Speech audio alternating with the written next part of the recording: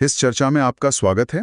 आज हम शेयर बाजार की कह सकते हैं उस मशीनरी को समझने की कोशिश करेंगे जो रोज लाखों करोड़ों के सौदे संभव बनाती है।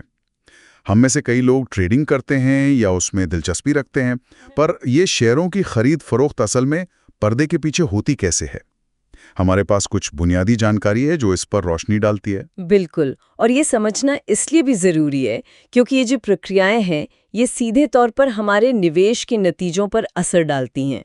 तो शुरुआत करते हैं दो सबसे आम शब्दों से जो हर ट्रेडिंग स्क्रीन पर दिखते हैं, बोली यानी बिड और पूछ यानी आस्क। हाँ, बोली और पूछ। बोली मतलब वो कीमत हाँ, जिस पर कोई खरीदार शेयर लेने को तैयार है, एकदम सही, वो अधिकतम कीमत। और पूछ वो कीमत जिस पर कोई बेचने वाला अपना शेयर हाँ, देने को तैयार है। जैसे मान लें रिलायंस इंडस्ट्रीज की बोली 2,900 रुपए है हाँ, और पूछ 2,905 रुपए है। सही।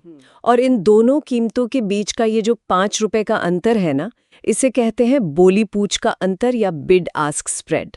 और ये सिर्फ एक संख्या नहीं है, ये बाजार की सेहत का एक महत्वपूर्ण संकेत है। सेहत का संकेत? वो कैसे? मतलब अंतर कम हो तो अच्छा, ज्यादा हो तो बुरा? हाँ, आमतौर पे ऐसा ही है। कम स्प्रेड, जैसे हमारे रिलायंस वाले उदाहरण में 5 रुपए, ये बताता है कि स्टॉक में अच्छी लिक्विडिटी है, मतलब तरलता है।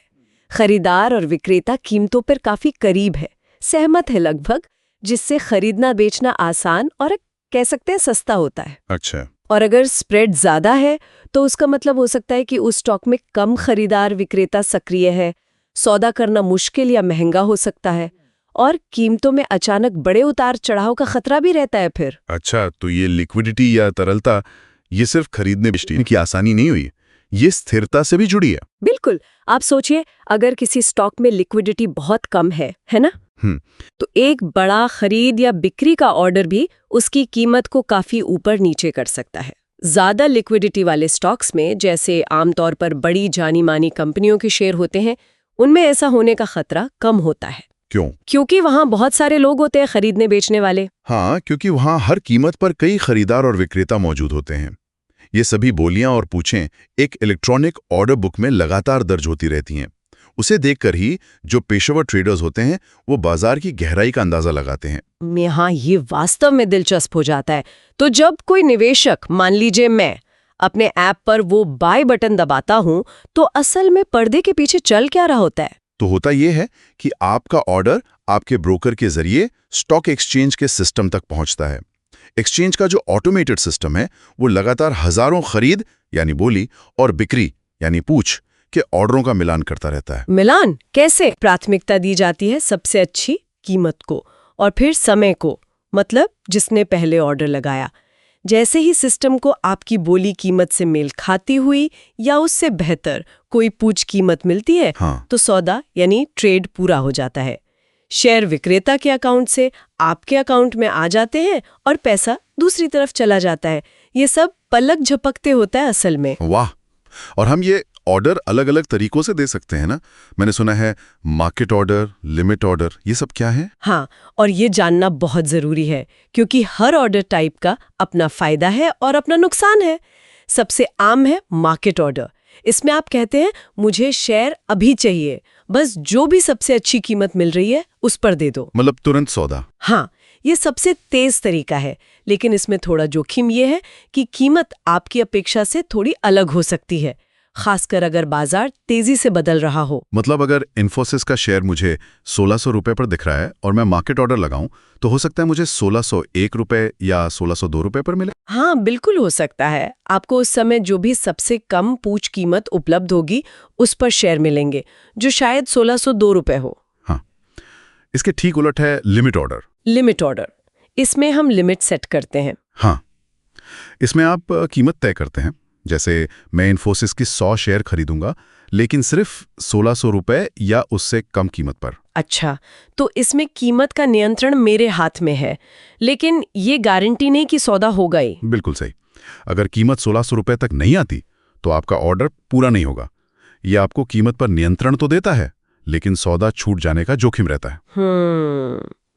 और तीसरा कौन सा महत्वपूर्ण ऑर्डर है? तीसरा महत्वपूर्ण ऑर्डर है stop loss order. Stop loss ये तो नुकसान से बचने के लिए होता है शायद, जैसा नाम से लग रहा है। हाँ, ये एक तरह का सेफ्टी नेट है, एक सुरक्षा जाल।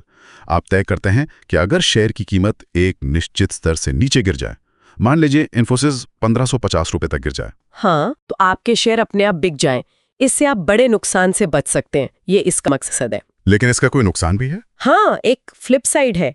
कभी कभी क्या होता है, शेयर थोड़ी देर के लिए नीचे जाता है और फिर वापस ऊपर आ जाता है, ओहो। और आपका स्टॉप लॉस ऑर्डर उसे बेवजह बिकवा सकता है जब शायद आप रखना चाहते थे। अच्छा, तो मार्केट ऑर्डर स्पीड के लिए, लिमिट ऑर्डर कीमत पर नियंत्रण के लिए, और स्टॉप लॉस नुकसान को सीमित करने के लिए हर किसी की अपनी जगह है। निश्चित रूप से।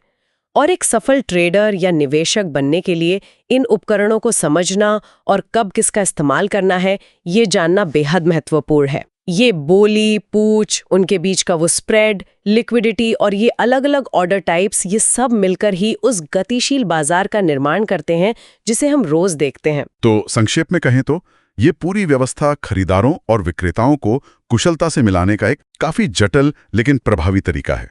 हर पल लाखों ऑर्डर आते हैं, उनका मिलान होता है और कीमतें तय होती हैं। हाँ, और हर सफल ट्रेड बाजार में भरोसे को और मजबूत करता है। ये जानना महत्वपूर्ण है कि ये सिस्टम सिर्फ कुछ बड़े खिलाड़ियों के लिए नहीं, बल्कि सभी प्रतिभागियों के लिए एक पारदर्शी और व्यवस्थित मंच प्रदान करने के लिए डिजाइन किया गया है। यहाँ एक विचारणीय प्रश्न ये उठता है, और ये वाकई कमाल का है। जब दुनिया भर से लाखों निवेशक लगभग एक ही समय में अलग अलग कीमतों और शर्तों पर इतने सारे स्टॉक्स के लिए ऑर्डर दे रहे होते हैं, तो ये पूरा सिस्टम बिना रुके इतनी तेजी और सटीकता से कैसे काम कर लेता है? मतलब इस तात्कालिक मिलान और समन्वय के पीछे की जो तकनीक है, जो एल्गोरिथम्स हैं, उनकी जटिलता वाकई सोचने पर मजबूर करती है।